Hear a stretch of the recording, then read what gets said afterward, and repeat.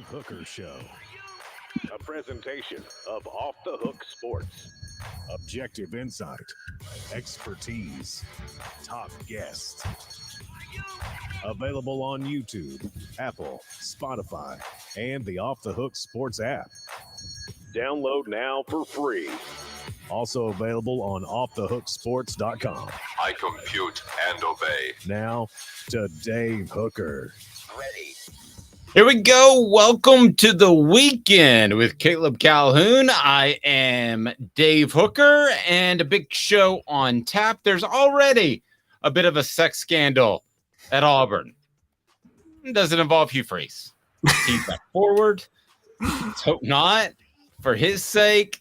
Also, Nico and Joe have the biggest arms in the land, according to one website. Wait till you see where Joe ranks. And talking about Joe Milton III, Esquire Sr. And then also we'll see where Nico Iamaleava ranks as well. Iamaleava. And we'll have four downs coming up. We'll break down arm strength, best arm strength of all time, and that Auburn sex scandal that we talked about. Fred White will join us. It's a Football Friday with Fred, the former Tennessee safety, and I had a chance to visit with Jeff Coleman, who was actually the guy, Caleb, who said to Billy Ratliff, I can't go anymore. I'm locking up in the Arkansas game. So Billy Ratliff ran in there for Jeff Coleman. Otherwise, it would have been Jeff Coleman. I think it says something about the fact that they were willing to tap out. They weren't selfish to be out there on the field. And it says something about Tennessee's depth. So that's in there in our Celebrate 98 series. Click the like button, subscribe if you haven't already. And how are you, Caleb Calhoun? I'm doing good. Happy Friday, Dave. Yes, it is. Ready for the weekend. Do I have big plans? No, but I got decent plans. Hopefully the Celtics won't continue to disappoint me, but we'll find out. Doesn't matter. The winner of the Eastern Conference Finals is losing to the winner of the Western Conference Finals, which is going to be the Nuggets. Okay. I can mute your mic from my end. You know that Jamal Murray is going to work Jason Tatum, and Celtics got nobody that can handle Jokic down low. You know what I hate, though, about this series is it's not a good matchup for Grant Williams, the former Vol. And they have some teams that he'll play like a good 20 minutes. They'll have other teams that he barely steps on the field. So I don't know if it's the Nuggets or the Lakers if they were to get there. If he problem with Grant be on there like, or not. But. You appreciate Grant's style of play, but he like those stretch fours he has a little bit of hard time with because he's just not that quick or athletic, and there's just not much you can do about that. Nope. Very true. So here we go. Joe Milton has a strong arm. This just in. What do you think about good morning to the message board? Joe Milton has a strong arm. And by the way, thank you, Travis, for creating a T-shirt that had me on it with my head over Joe Milton's shirt, a Joe Milton shirt with the bazooka. So Bazooka Joe has a strong arm, and I've never seen this done before, but I guess I've now seen a little bit of everything. You have a ranking of 247 with the strongest arms, the biggest arms, and I'm not surprised that Joe Milton is on the top of the list. Joe Milton, number one. I've seen a lot of guys who can flick a football with just their wrist and not really worry about where their feet are placed. And he is right up there at the top in terms of pure arm strength. And it does remind me a little bit of T. Martin, the way he threw just a beautiful ball, throws sometimes a better spiral. Now, I'm not going to say a better deep ball, but a more consistent spiral than even Hendon Hooker did. So Joe's number one. After the pub he got in the Orange Bowl, I'm not surprised. He could have been overlooked, perhaps, had he not got that sort of pub. But he actually got a lot of pub at SEC Media Days last year talking about his arm strength and his size and his ability. So I'm not surprised. I would have been surprised had he not been number one on the biggest arm by 24/7 Sports. Yeah, I agree. I think Joe being number one is something we all expected. I think the shock was that Nico was number 9. A true freshman like Nico being in the top 11 biggest arms. That means Tennessee's got two quarterbacks with gigantic arms in the system. And this is something you've told me about before, Dave, right? It seems like Josh Heupel is really targeting quarterbacks with huge arms, isn't he? Isn't that kind of the method he's going for? I think that quick release, ability to process quickly is the key. I think that's what he's looking for.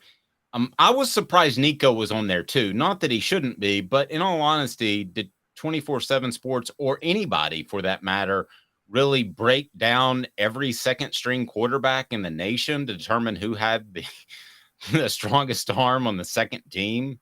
I think they spent more time paying attention to Nico than you do your typical second string quarterback. I think Nico and Arch Manning, you spend a lot of time studying. This is one of those, again, this is like I've talked about, those two types of quarterbacks are, even if they're not going to start, it's like when Tim Tebow was at Florida in 2006. He wasn't the starter, but he got a lot of press because everybody knew what Tim Tebow, like you talked about, that was the LeBron James of SEC recruits, Tim Tebow. Yes. A tease towards the Auburn sex scandal on the message board. Jim Bump says, how big are their ankles? Because that was Hugh Freeze's big thing. That was the first thing he would do. And I mentioned that before in recruiting. He'd look at their ankles. He'd say, what kind of ankles you got?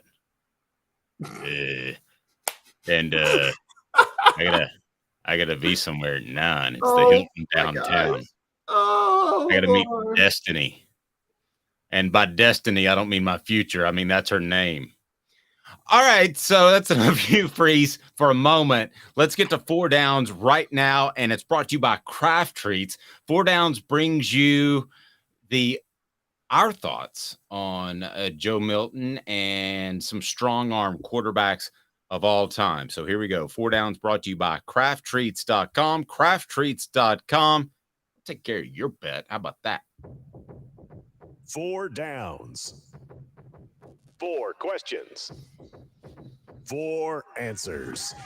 The Dave Hooker Show. Four Downs. A presentation of offthehooksports.com. Talking arm strength. Four Downs brought to you by Craft Treats. Crafttreats.com. Use the promo code OFFTHEHOOK. The promo code OFFTHEHOOK. Get 20% off. They've got CBD infused pet treats that'll make your pet feel better. And that could be from anxiety, that could be arthritis, or that could be digestive issues. Can I tell a quick story if you don't mind? My poor pet went to the dentist and we had to really chop up his Craft Treats because guess how many teeth he had taken out?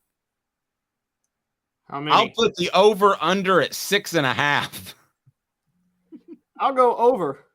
It is way over. It's 11. So there we go. Poor guy. I know. He didn't want to eat or do anything. Poor dude. All right, 4 downs. Do you think, this is first down, do you think Joe Milton gets sick of hearing how strong his arm is? Not anymore. I think he might have, but given what happened with Anthony Richardson, which you pointed out, I think Joe Milton is like, I love hearing this because this is what NFL scouts are valuing. It propelled a very mediocre quarterback last year into a top 5 NFL draft pick. True. I do think he would like to hear, boy, a big arm and accurate and a great leader. So I think he'd like to hear that by midseason. If we're still hearing, oh, he's got that strong arm, and that's the first thing out of your mouth when you talk about Joe Milton, then I don't think he's really happy with that. Second down, best strong arm quarterback of all time. Now, I'm not saying the biggest arm, which we might say Ryan Leaf would be one of those, but he also has to be a good quarterback. Best strong arm quarterback of all time, second down. You know, it's easy. I thought you'd get this one in a heartbeat. I mean, do we say Aaron Rodgers? I mean, he's got a strong arm. I think if in their prime that John Elway would embarrass Aaron Rodgers in arm strength. Now, Aaron Rodgers would embarrass John Elway in the ability to throw from different angles.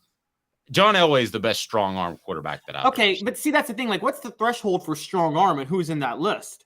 Because, like, then, like, here's another one. Who and what qualifies as strong arm? John Elway could probably throw it further. Brett Favre threw it faster. Brett Favre could throw a ball through your hands. There you go. Okay, now the discussion started. I like that. Brett Favre can also strong arm Mississippi to give him welfare money. Okay, sorry. That's true. Go ahead and give us your thoughts on the message board. I'll give you another one that doesn't get credit, and it was a brief period in his time. If you remember, at the end of the Super Bowl, when the Patriots were undefeated, Tom Brady uncorked one from his own 5 or 10 that went to like the other 15. It was like 70 to 75 yards in the air. Now, I'm not saying he's a strong arm quarterback, but I think he wasn't asked to make a lot of those throws and probably overlooked. But Brett Favre, it's Brett Favre or John Elway, right? Yeah, it's Brett Favre, John. You're right, because Aaron Rodgers is just more accurate, I would say, with the ball. But you're right, Brett Favre, John Elway are stronger, have stronger arms. It's funny with I learned this with Deflategate. With speaking of Tom Brady, you know you're a strong arm quarterback when Tom Brady wanted the balls deflated a little bit below regulation. Well, Aaron Rodgers, Brett Favre, and John Elway all liked it a little bit inflated above regulation. And the reason is if you got a strong arm, you want more air in the ball because then when you throw it, it'll go further. It won't be as affected by the winds. Third down. Worst strong arm quarterback of all time. Jamarcus Russell. Oh, that's exactly right. Winner, chicken dinner. It's not even close. What was it Stephen A said one time? I'll never forget Stephen A railing on Jamarcus Russell when Jamarcus Russell wanted a second chance. And he was like, this dude took $40 million on his first chance and spent it on a bunch of donuts. And scissor. Yes. He was a big fan of the purple scissor, I was told. 3-6 UGK to 1999, sipping on some scissor. Sipping on some scissor. I don't know what that means. But Jamarcus Russell is definitely the worst strong arm quarterback of all time out of LSU. Fourth down, what adjective would Joe Milton most like to be known as at the end of the season? He doesn't want to be known as strong arm. He doesn't want to be known as project like Anthony Richardson. He wants to be known as fill in the blank. Leader. Leader's good. I think he's already a leader from talking to Cooper and Jacob on a regular basis. So you're saying what's a new adjective? New.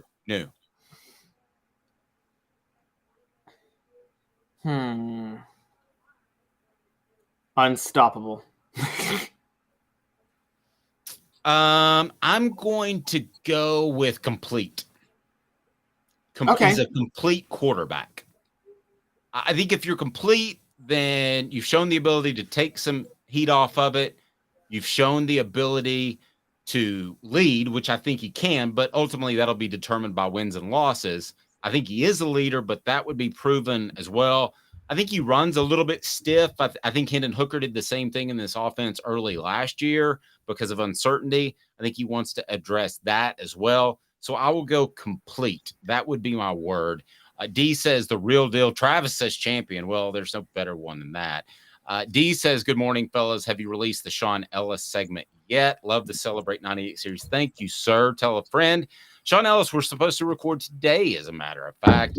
And then we've got the Travises, Travis Stevens and Travis Henry, lined up for, I believe, 10 days from now. And also, we have Steve Johnson, who is a College of Communications graduate at the University of Tennessee. He and I had class together, and he gave me the one hug. Actually, I think that two athletes have hugged me in my life. Tim Tebow at SEC Media Days, but he hugged everybody, so it wasn't anything special. And then Steve Johnson, who hugged me after the Florida game, and he was all sweaty. So I had to cover the game and post-game press conference in game sweat, which I'm not used to. I'm not used to it all. All right, let's talk about this sex scandal going on at Auburn. Tell me what happened, and then I'm going to ask a question of you, Caleb, because you're from a slightly younger generation, and you kids do things with your cell phones that I would have never dreamed of. And no, most of us are smart enough to not do this. Okay. Okay, so he is he's what's the word for it? Having relations? How would you like to say that? Yes, and I'm pulling this right now, and there's other stories, but I'm pulling this from Nick Schultz of On 3. This is reporting I'm getting from Nick Schultz of On 3. But Auburn running back Jarquez Hunter, who is actually a good running back. He had nearly 900 yards from scrimmage and 9 touchdowns last year. So we're not talking about just some random guy. No, he's very good. He was allegedly in a video that made its way around social media What was he doing in the video? Of him allegedly engaging in sexual activity. Hey now. Hey now. All right. Oh Is this at all a problem? Seriously? I mean, for Auburn, do you really even care? Not when Hugh Freeze is your head coach, but it No, should let's say that Hugh Freeze is completely redeemed himself and he's a morally strong individual. Oh my gosh. This is the only Southerners. Well, do let's this just stuff. let's say that for the sake of the discussion. I'm not saying he is. Yes. I don't think he's calling destiny anymore. Hey now. They always. I thought Mike Price was the one who had destiny. I mean, I guarantee you with the amount that Hugh Freeze had, at least one was named Destiny. Do you want me to go with Cinnamon? Would that make you more comfortable? No, my real question is if they were Coming to the stage. Okay, How good would I be? Seriously, I'm not bragging, but with my voice, if I decided to be an adult nightclub announcer, now coming to the stage, it's Destiny. Give it up. Get your singles ready. Destiny, ladies and gentlemen. Okay, but seriously, is this a problem for Auburn? Do you think? I think it depends on the nature of the story. We don't know the full story yet. Somebody put this You're out. already taking this way too seriously. So no. Here's the thing. Okay, if one of his friends put it out, like if he was engaged with her, and then one of his friends put it out, and he didn't know, or engaged with him, we really don't know the subject he was engaged with. Let's just put that out there. But like whoever he was engaged in these activities with, allegedly, if one of his friends put it out and he didn't know, that's something to deal with them. It's not a problem. It's not a problem. If he put it out and the person that he was engaged in activities with did not know he put it out, yes, that is a huge problem. There are revenge porn laws going up all across the country now. Kind of you have to get it around the First Amendment to a certain degree, but there is kind of like this need to know clause, invasion of privacy. I mean, we just talked about the Hogan case yesterday. Well, I didn't think of it as revenge porn, but if it's just him sending out a picture of an act he's proud of doing, Hey now. But against the consent of the other party. One, what if the other party didn't know that we're being recorded? Now, we don't know about the legality of recording people when they don't know it. Okay, but let me ask you this. Let's say it is consent for the sake of this argument for 1 second. That they consented to being recorded. Okay. Okay. And consent to send it out. Let's say they're starting, what's it called? OnlyFans? Oh, OnlyFans. Yeah. Then there's no scandal. Okay, but could a player theoretically start an OnlyFans account, male or female? And would that bring in a bunch of females for? Well, no, male or female. Would that be a problem with a school or the NCAA because they can earn a little bit of cash and maybe they could get it endorsed by, I don't know. I think there's a place called the Love Shack on Alcoa Highway. I mean, I don't have a problem with it. That's up to the school. I would say if Auburn does anything to Jarquez Hunter, they are hypocrites. You know, we're Auburn and we're family values, even though our head coaches are Bruce Pearl and Hugh Freeze. And, you know, I'm just, at that point, they might as well just bring, I mean. Travis says, if Hugh Freeze filmed the scandal, now he filmed it, now that's a scandal. Hey now. If he's given a little bit of direction, hey, I think we need to use the tight end a little more. Hey now. How about that? I'm worried about your center quarterback exchange. Hey now. Hugh Freeze is probably looking for a few more sacks this year from. Oh, Hey now. there you go. I'm liking. I'm just saying, look, the only time that's the only way it's a scandal. But I will say, I think the funny thing is this for Hugh Freeze's first scandal at Auburn to be a sex scandal. All Hugh Freeze has to do is coach Jarquez Hunter up. Jarquez Hunter will go on TV and be like, I'm a reformed Christian who has found Jesus Christ. And somehow in college football, that's all you have to say, and you can get away with whatever you want. As we learned from Florida. All Florida had to say was we have a quarterback who likes Jesus. So it's okay that we have murderers and, you know, laptop stealers and people calling people the N-word and people threatening to kill their girlfriends. But it's okay because they love Jesus. Coach, what do we do now? How about an end around? Hey now. Man, I could just absolutely keep going all day on this. I hope it's just that. But in You hope reality, it's an end around? no. In reality, that would it be a problem if it's completely complicit by both parties? No, I wouldn't have a problem with it then. Would a university have a problem? Would the Auburn SEC has no leg to stand on to have this problem. Okay, but any school, with UT, if Hendon Hooker lived up to his last name like he and I shared, Hey now. would it be a problem? I don't want to see it. I don't, and I won't click on it. But if he decides that's a way to make some extra cash, go. Roll with it. No, I'm with you. I'm with you on all this. I don't think the university should do anything at that point. I mean, heck, let's think about this with football for a minute. We are already talking about, like, sports is already something that, like, rewards players for their bodies, if you think about it. You know, it does. It rewards you for your physical abilities. We're watching, as football fans, we're enjoying what players can do with their bodies and their physical abilities. If Hendon Hooker wants to take that another step, or Jarquez Hunter wants to take that another step and use his physical abilities in other ways. Potential names of OnlyFans accounts based off Tennessee players. Look, a squirrel. Oh. How about that? Squirrel. Wait. No, don't go too far. There is a line. We just don't know where it is. When is YouTube going to demonetize us? No, we're doing a great job here. We haven't gone too far. Remember Click the like SEC button. Media Days where Tim Tebow was asked if he was saving himself and he said he was? Yeah, I think actually it was. I think he hugged me. Yeah, he hugged me right after that. It was a really awkward. It was in the radio room instead of the press conference room, which is like a smaller room. You'll see in July. We'll be So he said he's broadcasting saving himself, and then he comes and hugs you. For me, that's what he's Hey now. saving himself for. I'm joking. Fred White up next. I think a lot of Tim Tebow. We'll move on. Look, a squirrel, I think, is a good one. I feel like there's a Joe Milton one out there or something, but we'll see what Fred White says. But the kids nowadays, they use their phones and to send out pictures and stuff. I think this was more than a picture. I think this was a video.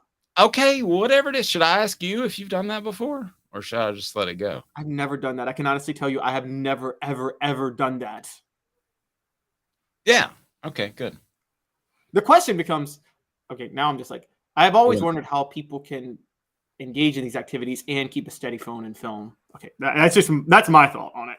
That's why Hugh has to be there. Hey now. That's some good hand-eye coordination. That's all I'm saying. Okay, Bill, be real honest. Have you watched the video? No, I have not watched the video. Good. This is all allegedly. So, and when I ask you if you've done something like that, you should put it back on me and ask me back. Well, you went to the Playboy Mansion, so I just assume. Nice. All right, back in 2 minutes. That's a long time ago. Fred White, Football Friday with Fred up next. He's Caleb Calhoun. I'm Dave Hooker. And Craving Wings South North Shore location, where we've heard people say that you can get the best wings in East Tennessee. Pero ¿quién es este? El número 87, Jacob Warren. I'll just do 6 of my sauce 87, please. Imposible, señorita. Dale 6 más. Look at these wings. Perfectas, deliciosas, fantásticas. Man, I don't know what you're saying, but it sounds awesome. How do you say fresh, never frozen in Spanish? Frescas, nunca congeladas. Make your way to Craving Wings and get you 6 más. But what was funny about Cadis, we were a full continuum of care at that time. We had detox, we had inpatient, we had outpatient. So we were doing a lot of the things that we do now. But now we just do them so much better. It's really a simple program, but we're complicated people. I am what I am, and now I got to do something about it. You can take your life back. Call Cadis today. Got cataracts? We can fix that. Never miss another moment. With a little help from Doctors Campbell, Cunningham, Taylor, and Hahn at cctis.com. Do you want to own the more that owns every job? Then get to Vassey Lawn and Garden in Cleveland and get you a Toro. I'm David Vassey, here to talk to you about Toro. With a Toro Zero turn, you'll get more out of every minute and you'll reach the finish line faster. At Bassey's, we like to say, no matter if you're mowing 3 acres a week or 11 lawns a day, homeowners and business owners alike find confidence in equipment they can trust from top to bottom. Bassey Lawn and Garden, Highway 60 North in Cleveland. Man alive, it's worth the drive. Our family has been creating jewelry since 1986, each piece unique with a story all its own. I'm Rick Terry with Rick Terry Jewelry Designs. I'm a jeweler, and I want to be your jeweler. We're grateful that you chose us to be Knoxville's best jeweler. My family and staff look forward to serving you. So please come see us. Kingston Pike and Campbell Station Road in the heart of Farragut and downtown on Gay Street, right next to the Tennessee Theater. Who's this guy? Hello, wizard. The Dave Hooker Show. Who? A presentation of Off the Hook Sports. What? YouTube, Apple, Spotify, and the free Off the Hook Sports app. Back to Dave Hooker.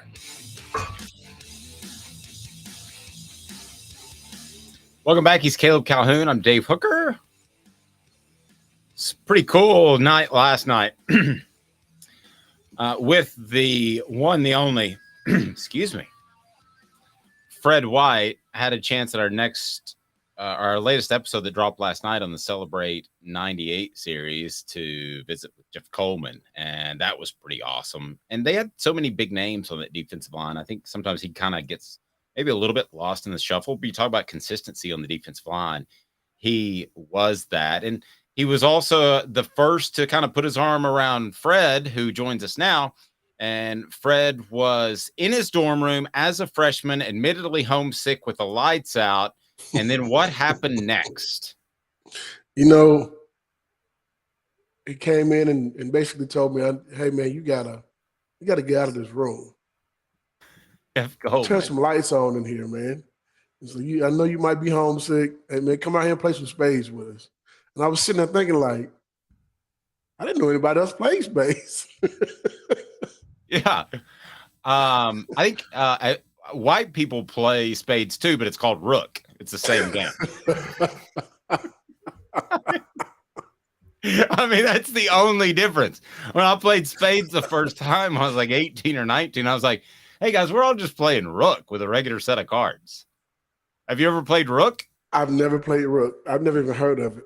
Yeah. It's the exact same thing. It's like backgammon and sorry are basically the same game. See, I don't like partners, so I can't play spades. You like partners? Do you? I don't like partners. I don't like having partners. Oh, no. So that means you don't like to work with people. That's what it is. Yes, exactly, Fred. Right. Actually, no, he was on. I don't want to be the one responsible for us losing. Oh man, so that means you much rather run an individual event on a track meet instead of being on a relay. I got it. Exactly. Speaking of a group event, one of Auburn's players shot out a video of him having relations with a young lady, and I'm just curious. He did what? Yeah. And should we tell Fred the full story? Yeah, tell Fred the full story. It's pretty salacious, and I love it on a Friday. Oh, my goodness. Auburn's already released a statement that they're investigating, but there is a video of Jarquez Hunter allegedly engaging in activities with somebody, sexual activities with somebody. and it's gotten out. Now, we don't know who shot the video, but it could be a big deal if he shot the video and the person that he was engaged in activities with did not know he shot the video, and then he put it out against their wishes. Hey, man, I think that's called revenge porn. No, that's called rape, ain't it? Well, it sounds like she consented to the sex. Yeah, she consented to the sex. Yeah. I want to be fair. She consented to the video. Yeah. But you don't send it out. Obviously. Hey, man, in the words of the movie Friday, in the words of Smokey from Friday, how in the hell you get fired on your day off? But I guess I mean, come on now.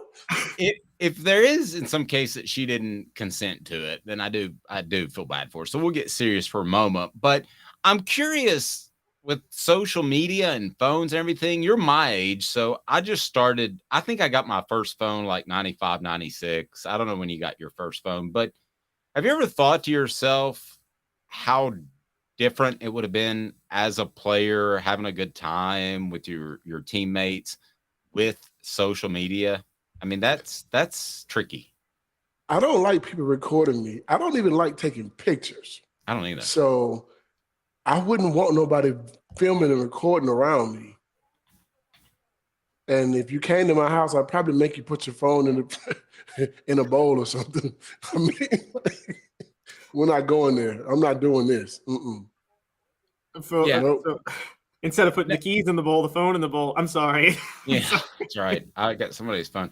So, Fred, do you think this would be, in all seriousness, do you think this would be something that you guys, the type of thing that you guys would have policed, like payments? Because everybody thought that every player was getting under the table cash. And you've told me, and I believe you both on and off the record, that just didn't happen. Because you guys didn't want to get in trouble and let the team down. Would you guys have been able to police this as well, do you think? I think we would have. I mean, we policed everything else. We made a rule that if you go out and talk about yourself in the media, you're going to have to see us in the locker room. And that was our team rule. So no one talked about themselves. They always praised their teammates.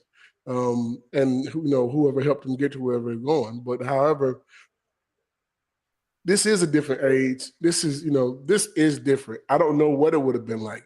I can say what we would have done, but we didn't have it to actually live it for ourselves as a reality. So I can't tell you what I wouldn't have done either. I can tell you a lot of things I thought I wouldn't have done if when I didn't have money. And then all of a sudden I got a little bit of money and realized, oh, wait a minute. I didn't realize this was that good. So, I mean, it's a few things that you would do different. You know what I mean? It's just a sign of the times. But I think one thing that we did have that they don't have is the fact that we didn't actually – we thought about things differently than what these guys do. They're raised different. They came in with and they were born with internet. They knew how to use the internet before they were 5. I mean, the internet kind of started for us at 18, really. You know what I mean? So it's a different mentality, different thought process. I mean, we came in with MySpace.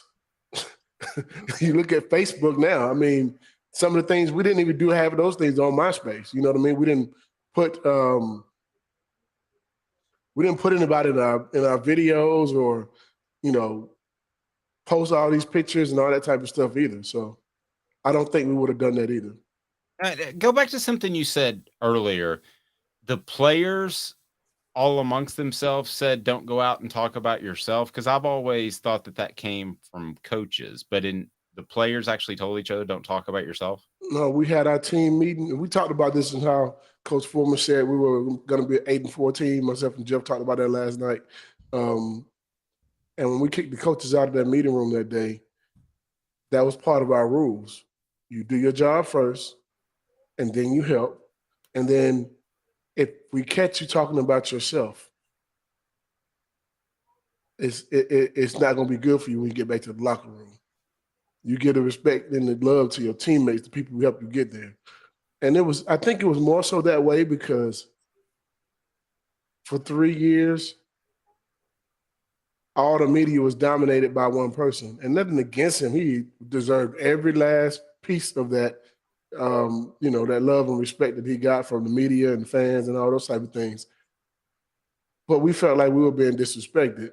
So our thought process was talking about Peyton, right? Yeah, about. I mean, he was the number 1 pick in the draft. I mean, and rightfully so. Everyone talked about him. He was the guy who everyone, whenever you talked about Tennessee, Peyton Manning and Tennessee. So it just kind of gave us that thought process. We don't have any superstars right now, and that's how everybody kind of looked at it. They thought all of our superstars had left. Well, we were a number 2, number 3 recruiting class as well. So we knew we had something to give and something to show our fan base and something to go out and work for, which is one of the reasons I think we actually won the championship because we had a whole lot to prove. We just got beat by Nebraska pretty bad with the senior group that all left and the number 1 player in the draft. And then we come back the next year and everyone's telling us we're not good. I mean, I don't know what you expect from guys who are competitive as hell and want to win. So, yeah, and I wonder if that. So you guys all say it to a man. You say no disrespect to Peyton, but you felt a little bit disrespected in that you guys were just supposed to fall off the map. And for those that haven't checked out the Celebrate 98 series, we've heard it a couple of times that Philip Fulmer said this is a 7-5 or 8-4 team, somewhere in there. So, Fred, as far as T and all those guys, you're motivated to show that you're an elite team without Peyton Manning, but it's still the respect factor you had for Peyton Manning that I think is so strong and what comes across. That to me has been significant throughout the Celebrate 98 and then even talking to you about the team 5 years ago. yeah, and I look at it like this with Peyton. There was a question that was asked about how, did he have any part in us? Yeah, he did. I don't know if I come to Tennessee if Peyton Manning's not the quarterback here. I think it made Tennessee look better because Peyton Manning was here. Not just to myself, but to a lot of guys. That's Archie Manning's son. You know what he can do. We've seen videos of him and stuff like that. So you already knew he was going to be a really good football player. And he started as a freshman. So I think a lot of guys in our class kind of felt that, okay, we got a quarterback. We have an opportunity to win a national championship just because we got that guy. And then you have the number one recruiting class on top of it with receivers and linemen and those type of things. I think going against Peyton every day in practice prepares you in a different way when you're in the secondary because he can make all the throws. He can read defenses. He can tell you what you're in and try to beat you at it. So those things made us better because we went against the best player in college football, the guy who was the number one player picked in the draft. We went against him every day in practice. So when we went to games, we knew there wasn't anybody on the other team better than our quarterback, first of all. So if we can rattle him in practice, we can rattle any quarterback. Let me ask you this. I know Caleb wants to jump in here. The visit with Fred today is brought to you by AndyMasonRealEstate.com. AndyMasonRealEstate.com. Over 40 years of experience in real estate. Save you thousands. I'm talking thousands, if not tens of thousands. AndyMasonRealEstate.com. He's my realtor. He should be yours. Best prices, best service in the biz. So you think Joe Milton has a little bit of that kind of good chip on his shoulder that maybe you guys had to prove that, hey, I can be as good as Hendon Hooker. I can go out there and win as many games as Hendon Hooker. I think if you any kind of competitor, you have to show that. If you don't have that in you, I don't know if I want you on my team.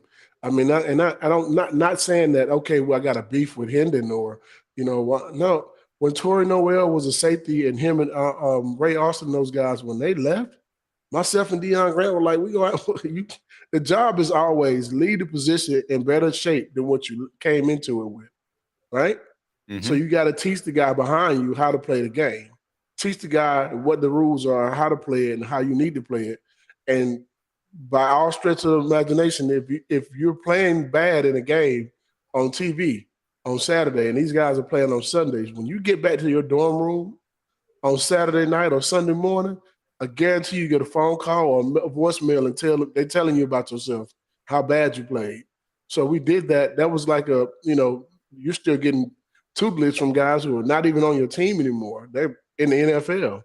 So you got a right to go out there and show what you can do and show how good you are. What do you hear about Joe Milton as a leader? You're around this team and talk to these guys a lot through various channels. What do you hear about Joe Milton as a leader and as a player and as a competitor? I'll tell you one thing, there's not one person on the team that don't respect him. Wow. That's the thing. I think I haven't heard one that say they didn't respect him. And every last one, when you bring up Joe Milton's name, you can see the respect on their faces and how they talk about him. So I think he's that guy that everybody will play for. There was a few years ago, back in the day, 2007, 6, 5, somewhere around 5, 7 maybe, I can't remember. We had Eric Hayes was a quarterback, and then you also had one of the Clausens. I think it was Rick Clausen. Rick. All the guys on the team had respect for Rick. Ainge had probably the better upside because he was a freshman. very young sophomore, I want to say, but that the team saw this guy as their leader.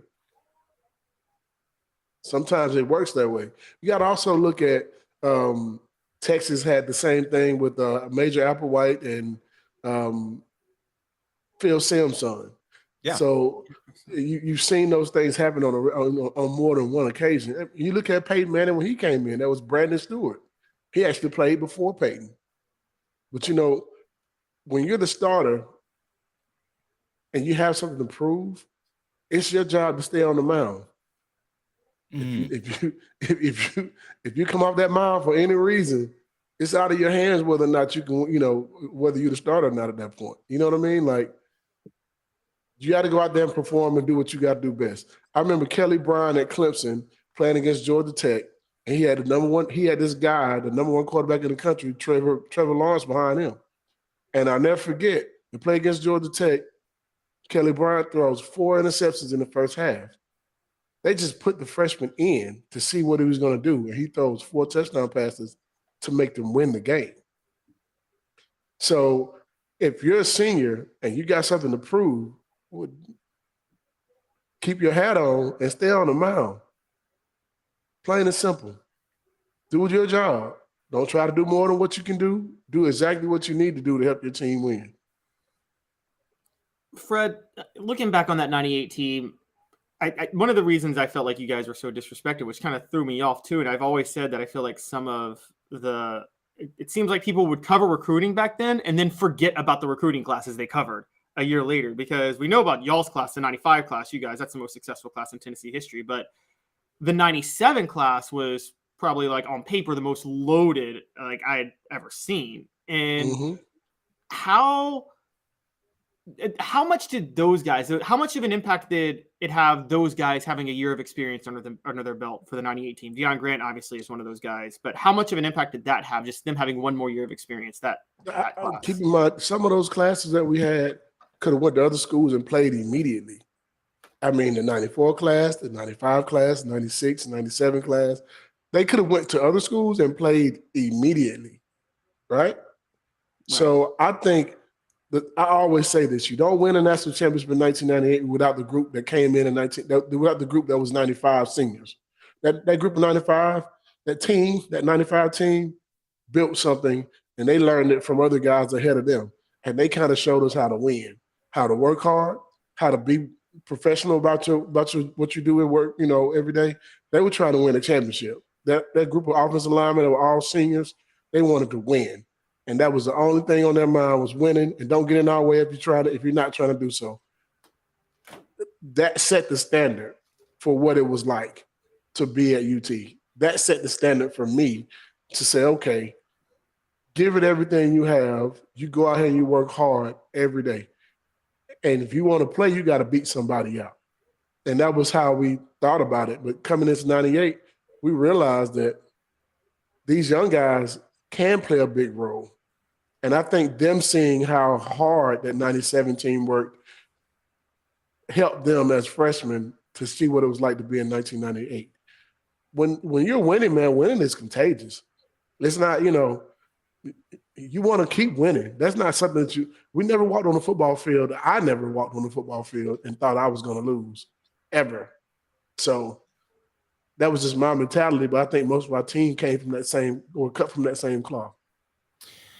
Click that like button. Helps us bring more people in. We appreciate that. Punch the thumbs up button. Football Friday with Fred each and every Friday. VFL Fred White on the program each and every Friday. And Fred, how quickly does a team determine who its leaders are? I don't think it's a team I don't think you just determine who your leaders are. They just kind of happen. Okay. How does that happen? I mean, how did you know that Al Wilson was a great leader or was going to be a great leader? At what point did that happen?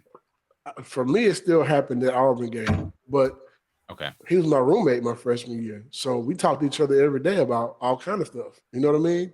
And by the time we got to the point of being in the SEC championship against Auburn, yeah, we already saw what kind of leadership skills, a lot of the guys had. It was just one of those things where, okay, he just showed up in a different way. You walk the game, but you talk the game, but you walk the game too. You see how hard he worked every day. Leading by example was kind of the first part of it, but pushing you through drills and those type of things is the second part of it. But then also being a leader when you're off the football field and stopping guys from doing dumb stuff or taking up for somebody when they needed you to take up for them or whatever it may be. Hey, man, we're not going out tonight. If we catch anybody out tonight, it's going to be a problem. Hey, man, everybody respected each other. We respected, all right, let's do this. We're going to do it this way. But every group had their own leaders. He was just the biggest leader of the group. So I want to get back to Joe Milton for a second because you said everybody respects him, and I've heard the very same thing. I've also heard that he's a little bit more outgoing and maybe jovial's not the right word, whereas Hendon Hooker was more serious. Can you be a leader in more than one capacity? I mean, could he be the outgoing fun guy and still say, hey, do your job? Yeah. Peyton Manning was too. Really? He hung out with us.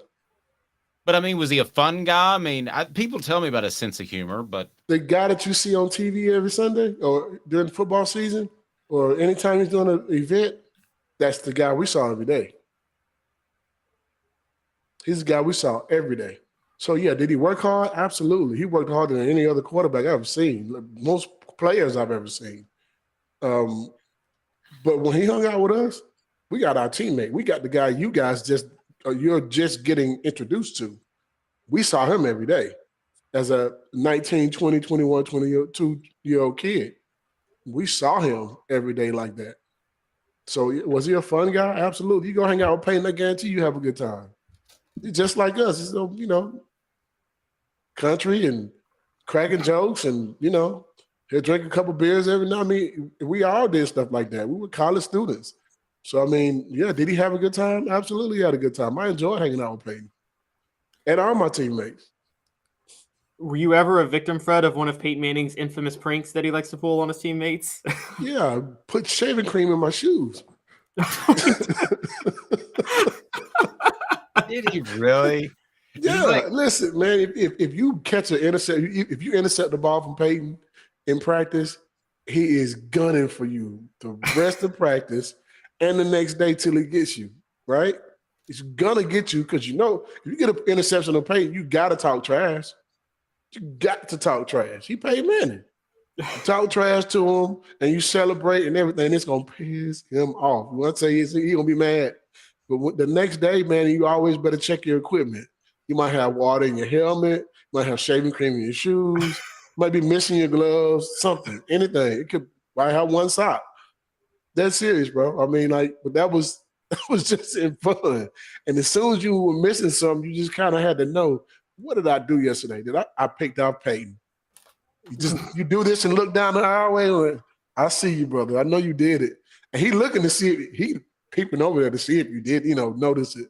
But it was all in fun. That was the one thing about our team. We didn't get upset or angry. Even if we had a fight on the football field, we got to the locker room, man, it was over. Now, there were a few fights that weren't over. That weren't over, but they were amazing. Hilarious. But most of the fights. What's the funniest fight you ever saw in practice? My God, man. I both of these guys are no longer with us, man. Rest in peace. And I really want to say that, man, Gentry Wright and Jeremy Shadrick. Hey, man, that is the funniest fight I think I've ever seen in my life. Funniest. What made it so funny? You had to be there. Jeremy Shadrick came in with my class. He's about 6'3", probably about 300, 320, somewhere around there. And then you got Gentry Wright, who was he walked on to the football team from Memphis. And Gentry's about 6'2", probably about 240, 250. Plays D tackle, D end, that type of stuff. But he was tough as nails. And one day, I guess he's on the practice squad and he's helping out and everything. And I don't know what Jeremy Shadrick did to him, but he didn't like it. And he's on the sideline just standing there filming. He's like, I'm gonna get him. I'm gonna get him. I'm gonna get him. And then Bill Duff says, "Go get him. Go get him, Gentry." And he hauls ass on the football field and runs straight at Jeremy Shadrick, and he's swinging and fighting the Jeremy Shadrick, and the whole defense jumps on Gentry. It's hilarious because he messed up our practice. Like, hey man, you gotta wait till you come on the sideline or wait till you going up against him to do that fight. You can't be fighting in the middle of practice and you messing up our defense. Don't do that. But the fight, then that fight carried on to a whole nother scrimmage the next day. Well, now you shouldn't do that, should you? You should be done with Absolutely, it, right? you should be done with it. That's it. You're done with it. Well, they kept it going through our practice in the scrimmage that Saturday, and Gentry is waiting behind a pole, leaving the stadium, waiting for Jeremy to come. As soon as he sees Jeremy, he hauls off and he knocks him down. Bow! And it was funny, man. We talk about hilarious because we had to hold Jeremy Shadrick back from trying to kill that man. Wow, that sounds a lot like the Albert Hainsworth incident that I got to witness firsthand. That was pretty special. Well, the better part of that is that he didn't pick up anything. He did it with his own hands.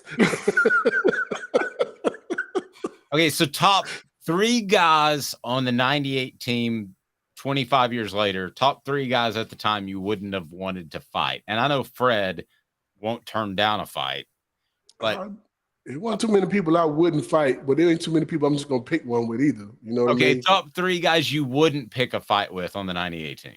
Number 1, I wouldn't fight Al Wilson without a doubt. That man's golden gloves. I can fight now. He can too. I wouldn't want to even see how that turns out. I wouldn't. Because we both don't know how to quit. Yeah. That'd be a ridiculous fight. I wouldn't want to do that. The other person that you talking about on the 98 team and that's it? It could be somebody graduated in 97. It's Peyton, right? I don't get Peyton, but Peyton didn't want it. He didn't want it. But I wanted my scholarship too, so I couldn't fight Peyton. Although there was a time I almost got into it, Peyton. My little brother came up for summer, and he would always come up every summer. He was 13 years old. So I left to go to class. I leave my little brother with Peyton catching passes, right? And I'm like, okay, I'm going to leave and go to practice. Peyton, you got him. He's like, I got him. I come back in. I'm looking for my brother, and everybody's like, should I tell him where his brother is? Nobody wants to tell me where my brother is. I'm like, man, where is my brother? I'm running around the complex looking for my brother. And then somebody was like, oh, man, he's in the training room. I said, okay, what are you doing in the training room? It was like, and everybody kind of just walked off and wouldn't say anything. I'm thinking, I left my brother with Peyton. Where's my brother? Why is he in the training room? Training room is for people who are hurt. Let me go find out what the hell just happened to my brother. Oh, no. So I get, oh, absolutely. I get to the training room, and he has a big old thing of ice wrapped around his hand. And I'm trying to figure out, wait a minute. I left you with the quarterback, my quarterback. What happened to your finger? He's trying his best to stop me. He's like, hey, no. I broke my finger. And he's smiling from ear to ear. Peyton Manning broke my finger. He is smiling from ear to ear. And I am furious trying to figure out, how am I going to tell my mama my brother came up here and he broke his finger? And he with me. Right? Oh, my gosh. Well, so I went out to Peyton, and everybody kind of stopped me and grabbed me like, man, you broke my brother's finger. Like, man, it wasn't like that. My brother, he finally had to get me to the side and say, hey, man, no, I caught the ball wrong. And it just, he wasn't throwing it too hard, or I just caught the ball on tip, and it broke my finger.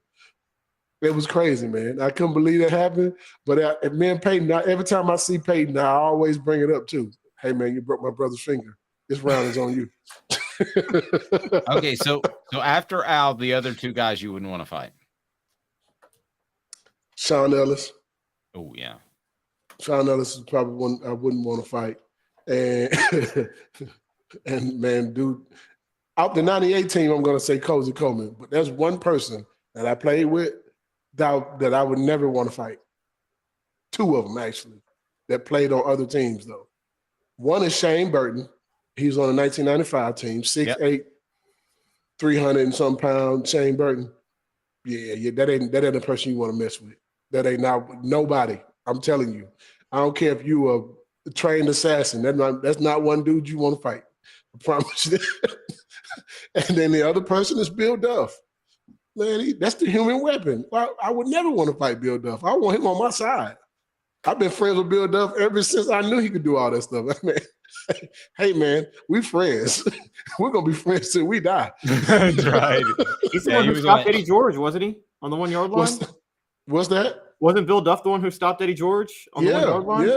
Yeah. Bill Duff ain't no joke, man. Bill Duff, hey, he tough. Tough as nails. Wow. Promise you. There's not one person you want to fight right there, buddy. Fred, if people need insurance, you got the Allstate, and they'll be in good hands. How do they get a hold of you? Well, you guys can give us a phone call at 770-381-0367. You can also look us up online and just Google my office, Fred White Allstate Insurance, and it'll come up there. You can also do your quotes from there as well. You don't even have to talk to us. However, we would love to talk to you so we can actually explain some things to you. Insurance is a little tricky sometimes, and we'd like to be able to at least give you some options or an opportunity to just talk some insurance with us. Give us a call again, 770-381-0367, or on our website, fredwhiteallstate.com. Fred, have a great day, man. And next time we talk, I want to talk about the fact that random wrestling would break out on the 98 team. People need to check it out. People need to check out the latest Jeff Coleman on the Celebrate 98 series, brought to you by Tennessee Cider Company. Have a great weekend, buddy. Have a good one. Go Balls. Football Friday with Fred White, VFL, former Tennessee safety. And we've talked about this a little bit in terms of from the college perspective. I mean, what is okay behavior? What crosses the line? And we were going to do this earlier, but didn't have time. I want to weigh in on this Ja Morant thing and a little bit about how maybe we're slightly too woke. I'll discuss that. I don't do politics. I'm not going to do politics, but there's something about the Ja Morant thing that's bugging me. I don't think Caleb and I necessarily see it the same way, so that should be interesting. Stay tuned. Hit that thumbs up button. Subscribe. We appreciate it. It's Caleb Calhoun. I am Dave Hooker. 2 minutes. And then how would a college respond to what's happened with Ja Morant? And has he actually been the one mistreated? 2 minutes. Sun, sand, and salt water, the beach is a very relaxing place. Unless you wear contacts. Ow! Open your eyes to the best the beach has to offer with LASIK vision correction from Campbell Cunningham Laser Center. Ah. Hi, Mike Davis here with City Heating and Air, reminding you to always dare to compare. Our team provides quality local heating and air service, installation, and maintenance across East Tennessee. We use only the best equipment like American Standard heating and air conditioning for your residential, new construction, or commercial needs. Honesty, dependability, and customer satisfaction have been the cornerstones of our business since 1961. City Heat and Air. Dare to compare.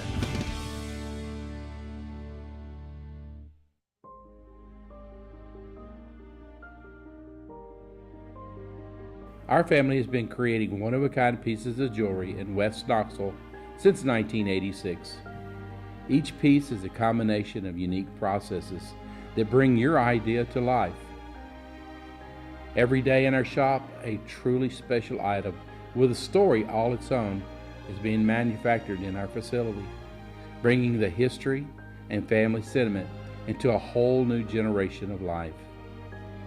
We're grateful that you chose us to be Knoxville's best jeweler, a title that we value and respect. Because to me, being a jeweler and owning a jewelry store are not the same thing. I'm Rick Terry. I'm a jeweler, and we want to be your jeweler. Kingston Pike and Campbell Station Road in the heart of Farragut, and downtown on Gay Street right next to the Tennessee Theater.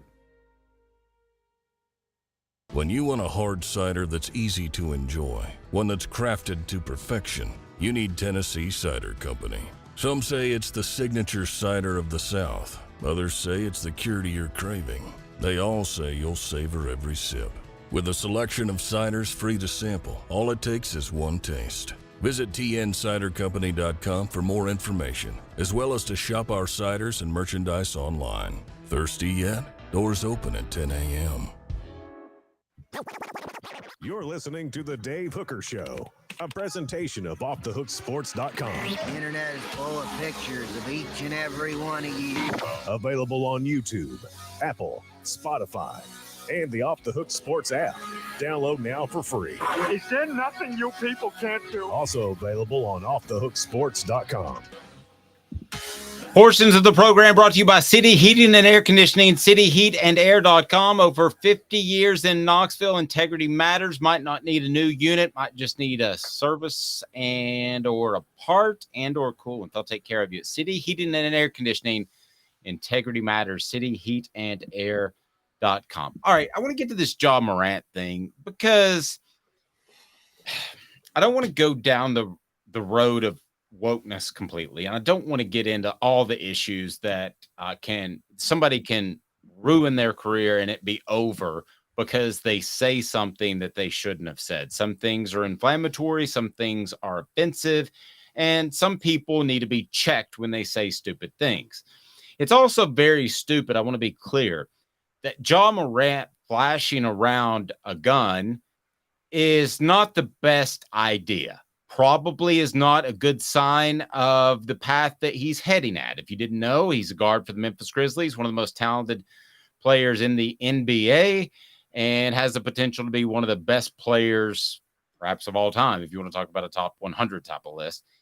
And here's my issue with the Ja Morant thing and the NBA, who's going to give him a lengthy suspension. And he had 2 times where he's flashing a gun on social media. And they told him once not to do it, and he did it. And I understand the employee-employer relationship. If you tell somebody to do it and you're their employer, just don't do it if you want to continue to work for them. However, here's my issue with this, Caleb, is I have a friend who shoots coyotes because there's too many coyotes in the Knoxville area. And he's got the laser sighting and everything. And does he make it a sport and does he make it fun? Yes. There's nothing illegal about it. It needs to happen. I don't think Ja Morant needs to show a gun. However, we don't have any proof that he did anything illegal. And I bring this up because it's going to happen. Either gambling or guns or both are going to happen at the collegiate level. It is a matter of time because they now have money to do those things that they theoretically didn't have before. So the NBA wants to suspend him and make this lengthy suspension, but he hasn't done anything illegal. Caleb, he hasn't even so much as failed a drug test. To me, this is very problematic of an overreaction. And I know you know the specifics of Ja Morant. More specifically, you're a Grizzlies fan, and feel free to touch base on that. But I'm more along the lines of, listen, are you telling him he can't have guns or he can't show them? Now, Tennessee had an incident with Tyler Smith. That was a gun in which the registration was scratched off. That's a felony. That's wrong. Period. End of discussion. You should not be a collegiate athlete anymore. So I'm not soft on this, but I'm not just going to jump on board and say, because this guy has a bunch of people surrounding him and makes bad decisions, that he should be denied his ability. It's already cost him like $30 million or something, that he should be denied the ability to make his money. And I'm going to be in the minority of this, Caleb. I know I am. But if he hasn't broken a law, then what are we doing here? What's the reaction? To me, it's an overreaction. Yeah, and here's why I totally disagree. And that's fine. And I do respect that. One, this isn't canceling Ja. I think if anything, a harsh suspension is helping Ja, because you're right. He has the chance to be one of the best players of all time. For those who don't follow the Grizzlies like I do, there was a significant regression from year 3 last year to year 4 this year. And I kept wondering why he didn't improve. It sounds like he didn't improve because he was too busy partying and clout chasing and doing all those things in the all season. And that's annoying enough. And I wanted to focus more on basketball. But also going down this path, all right, on a broad sense, Dave, I want to just first say, Ja's not hood. He grew up in a very nice neighborhood in South Carolina, went to Murray State in Kentucky. He thinks he has this credibility now because he lives in Memphis. Spoiler alert, you probably know this even though you're from Knoxville. Memphis is not the place to pretend to be hood. Okay, but let me, if I can, let me divert the path just a little bit. The NBA, yes, is looking out for their best interest in Ja Morant because they want him to be a star player. Which is looking out for Ja's best interest then. Yeah, but that is not that shouldn't be their job in terms of preventing him from being an athlete. Now it's going to cost him money in endorsements. It's already costing money because he couldn't get the Supermax contract. But listen, if he hasn't broken laws, and having a gun is legal, guys, I mean, it's part of the Constitution, the Bill of Amendments. I mean, the Bill of Rights, it's an amendment. To me, it reeks of an overreaction. I know it's bad, but it doesn't seem to me they're within their rights. And the only reason they are is because there's not an ABA. There's nowhere else for him to go. Well, where I was getting at, though, is this gun thing. This was a probation thing. Basically, other players probably could flash their guns. Ja Morant was on thin ice, not just because of the previous time he flashed a gun on IG Live. Dave, I am a firm believer the NBA covered for Ja Morant last time. When he did it last time, he was in Colorado at a strip club. Colorado has a law against holding guns when you're drunk in public. That's a very, very strict law. Now, they couldn't prove he was drunk because you can't really prove that. But Dave, come on. Do you think he was drunk? I think he was drunk. Well, I mean, I don't know, but I do know my friends like to go to bars and I like to socialize, and I don't happen to drink. So I can't say that 100%. The bottom line is he wasn't even charged, much less convicted. But then the NBA has their own rule, which is no guns on team planes. The question becomes, Ja claims that gun wasn't his. But if there's no guns on team planes, how did that gun get from Memphis to Colorado when they played Denver? Okay, I'm playing naive, Dave. I realize he took it, all right, but he could have theoretically gotten it there, bought it because he liked that gun at a gun shop, and had it shipped back. I mean, there is no proof that he broke a law. My personal belief is the NBA believes he did and was willing to cover for him with the 8-game suspension, but told him he's on thin ice. This last thing wouldn't be bad on Son. It's a straw that broke the camel's back. Because on top of those things, let's not forget, the guy who filmed Ja, that guy is banned from NBA games for a year because he flashed a laser pointer at the Pacers team bus when Ja got in the car with him after a Grizzlies-Indiana game, and the Pacers thought it was a gun. They thought it was a sniper rifle. And so think about these. And then there's another point where Ja Morant used his status to threaten a security guard at a mall because the security guard was having a dispute with his mom over a discount on shoes. But Caleb, I mean, the guy's been getting an incident after incident. I don't care. I don't care what happens to Ja Morant. Give me one law he broke. Now, D says employers often have rules that differ from the law. He's not going to jail. He does have a responsibility to his employer. Okay, so is their rule you can't flash guns on social media? No, I think the rule is the employer probably said to Ja, you specifically, Ja, can't flash guns on social media because you specifically have gotten caught in way too many incidents already, and you are on thin ice. If LeBron James flashes a gun on social media, which he never would because LeBron's never had a legal issue and has never even hinted. I don't even know if he has a gun. But if he did it, I don't think he'd get suspended. If Jokic does it, he's probably not getting suspended. If so many other players do it, they're not. But Ja, this was an incident in a string of incidents where it's like it was basically from the NBA. He was on NBA probation, which is Ja is not allowed to flash a gun on Instagram Live because he's been so utterly reckless and stupid within the past year with so many different incidents that I think now, and he's been humiliating the NBA in the process by doing it. And I think the NBA finally had to say, we're coming in now. On principle, I would agree with you. He broke no law, but he's done so many other stupid things leading up to this. And I think the NBA, it's fair for an employer to say, you can't by the way, for instance, employers, a lot of times, if someone posts a lot of reckless stuff on Facebook, they'll go to that person. Yeah, it's legal. You got freedom of speech, but the employer will be like, you're making us look bad when you post this crazy stuff. You're not allowed to post on Facebook anymore. They do that all the time. Okay. First, the NBA's full of it by what you just said. They probably propped him up to get him through this. And now with the latest incident, they're not going to prop him up anymore. They're also full of it that if this was a second string player that never played, he would have been booted the first time. Okay. And they're also overly sensitive, I believe, because of the debate on gun laws. And I don't want to go political. I'm not going to share you my thoughts on gun laws, but I do know from when I watch the news, I evaluate the media as much as I take in the news. And I know that it seems as if there's a shooting that leads off the story on the news. And I hate public shootings. That's awful. I mean, I don't take this the wrong way, please. But at the end of the day, what affects more people?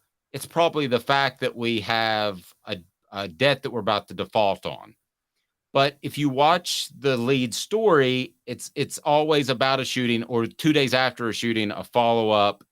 And it really bothers me that I feel like the NBA and some people are making this a hot button issue, but particularly the NBA.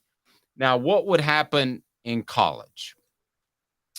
If you flash a gun in college, would you immediately be suspended, kicked off a team? What would be the reaction? Because it's going to happen.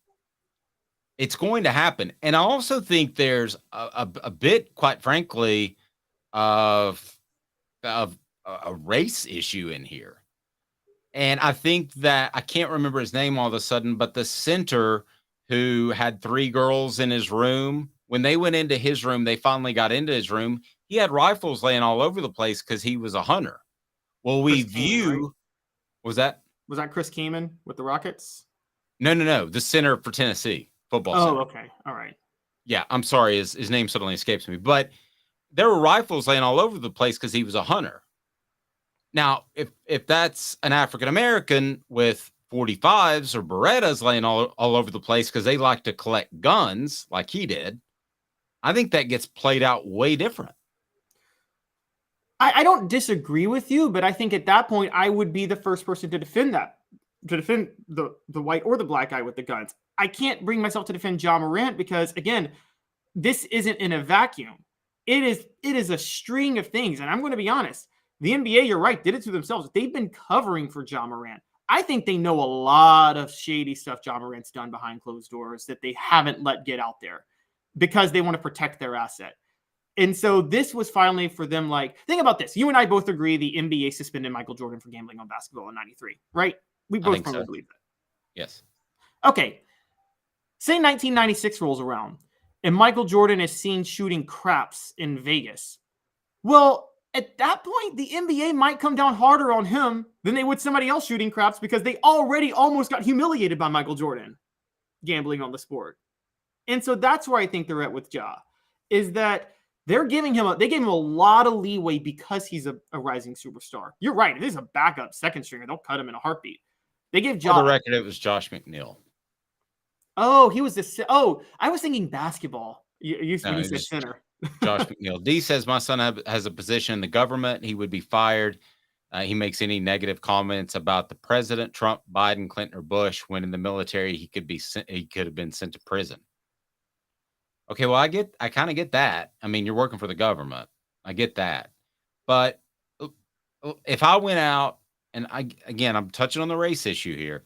If a professional athlete, and I guarantee you there's been one, shot a picture of himself with a rifle because he was on a hunting trip and he was a Caucasian guy, it wouldn't be viewed as the same way as the way that Ja Morant has flashed a gun. And there might not be completely racially biased, but I think it's somewhat racially biased. I could agree with you with the public perception. I don't think it would be different, though, in like how an institution would handle it in terms of the NBA punishment. I mean, look, you're right. We're in Tennessee. Wasn't there a Tennessee politician that sent out a Christmas card of him and his family all holding AR-15s last year? I seem to remember that. Did he get in any trouble for it, or did it just blow over? It just blew over, yeah. Was he not allowed to be in Congress for the next 50 days? Like Ja Morant's going to get at least a 50-game suspension. Yeah, probably. I mean, I just don't like it in a lot of different ways. It's not our job to police him. If he wants to ruin his career, go for it. If he wants to ruin making millions of dollars because of a status symbol of a gun, and listen, whether you're using a gun for protection, it's like a car. Use a car to get to point A to point B. You might just use a really inexpensive Yugo, or you might happen to like an Audi. Okay, so there is something of a status symbol to that. So you might just have a gun, a little Walther P.P. King, as protection that you keep on your person, or you might have just a traditional rifle that you use in hunting. But there are some people that like to show off their guns because they're the nicer guns. To me, it's a status symbol, and it's going to happen at the college level. It's a matter of time. It's not just looking out for Ja, though. It's looking out for itself. So the NBA needs Ja more than you know, because Ja Morant, in an era of Steph Curry, where, I'm sorry, the way the game has changed, people used to say the three-pointer was the entertainment part of the game. It's not entertaining anymore. Too many people shoot threes, and it's become boring. Nobody runs an offense. So in an era where you get a Ja Morant, who it's kind of a throwback to an athletic guard, AI, a Michael Jordan, not Michael Jordan, but I'm saying a guy who's ridiculously athletic, who scores from the mid-range, and that's entertaining. On top of that, he plays for one of the small market franchises, and the NBA has a problem with their small market franchises just drawing no interest. So there's so many things Ja brings to the table that I think the NBA honestly needs Ja as much as Ja needs Ja at this point. Yep. It's going to happen, guys. It's going to happen. That or gambling. By the way, Travis says, Caleb, do you know what a Yugo is? Probably not, because he's young. Do you know what a Yugo is? I do not. Oh my gosh. It was like a terrible car made out of, I think, Yugoslavia. I think so.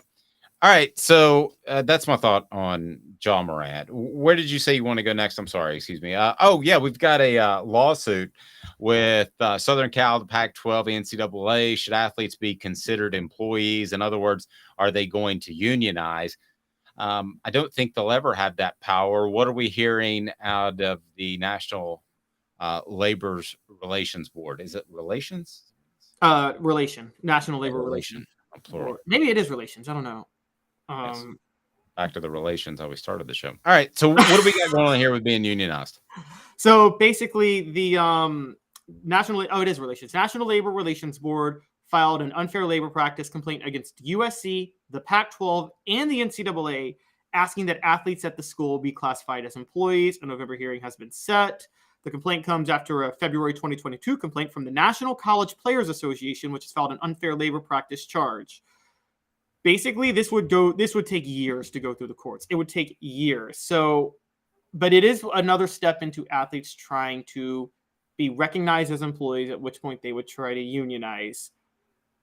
I'm with you. I don't think this would happen, because what people don't realize is that colleges are by their very nature meant to be socialist, not capitalist, which is to say the football program brings in the revenue so the college can then use that revenue for the college.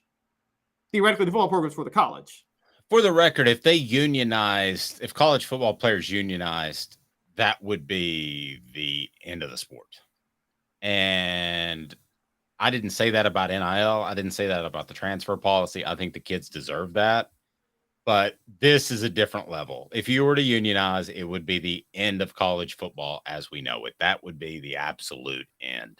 And I don't understand why they want to unionize. It seems to me that everybody's getting a pretty good end of the deal if you've got your NIL collective straight. And how do you compare Tennessee that does have their NIL collective straight to Florida that doesn't have their NIL collective straight?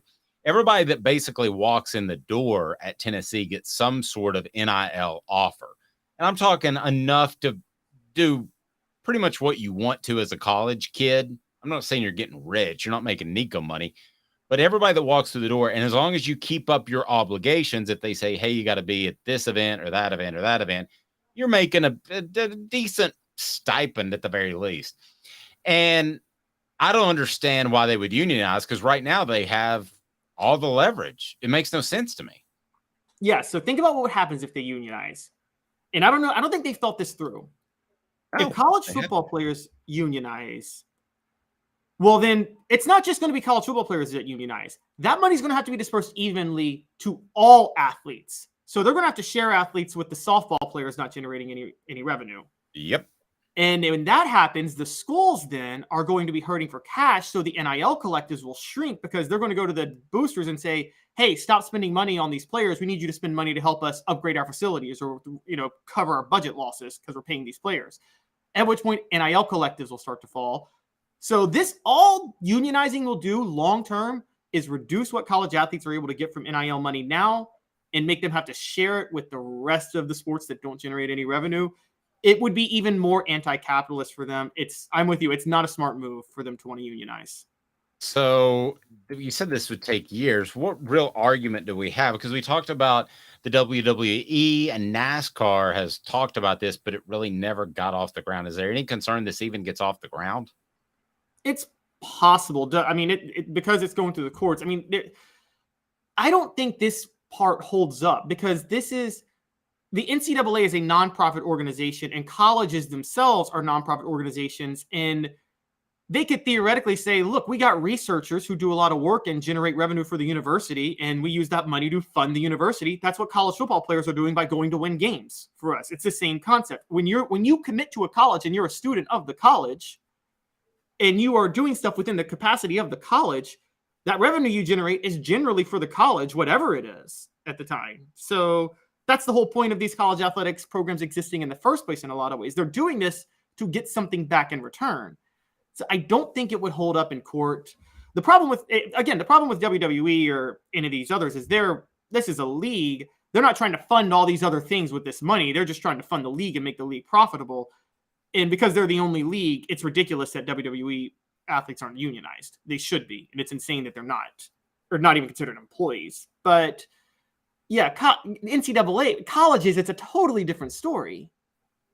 Yeah, I don't see this one getting off the ground, but we shall see. The Celebrate 98 series continues. Hit the like button, subscribe if you haven't already. Turn your notifications on so you can see that on YouTube. And we've already had Jeff Coleman. Who all have we had? Eric Westmoreland, and we also who else have we had at this point? My head's on. Billy Ratliff. Billy Ratliff was awesome. We'll have Sean Ellis on soon. The Travises, Travis Henry and Travis Stevens. It's all right there on the YouTube channel. So go there. For Caleb Calhoun, I'm Dave Hooker. This has been a presentation of Off the Hook Sports. Have a fantastic